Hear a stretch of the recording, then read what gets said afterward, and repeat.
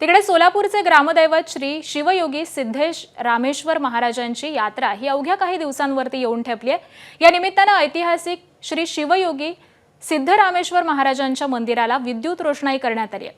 या मंदिराचं कैलासद्वार, संमती कट्टा, यात्री निवास, सिद्धेश्वर तलाव ही ठिकाणं आकर्षक अशा विद्युत रोषणाईनं न्हावून निघाली आहेत।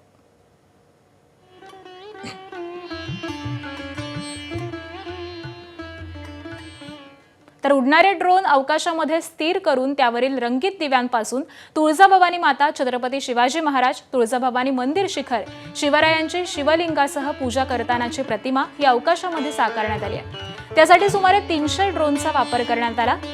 त्या सहाय्याने आकाशामध्ये सुंदर दृश्य ही साकारण्यात आले।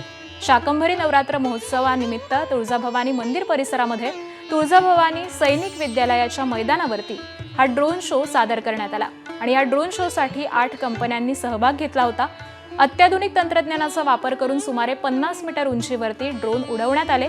ड्रोन शो पाहण्यासाठी भाविकांसह नागरिकांनी देखील प्रचंड गर्दी केली होती।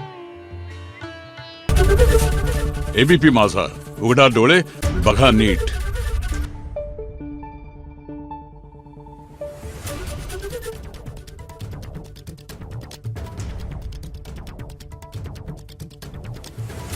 Thank you.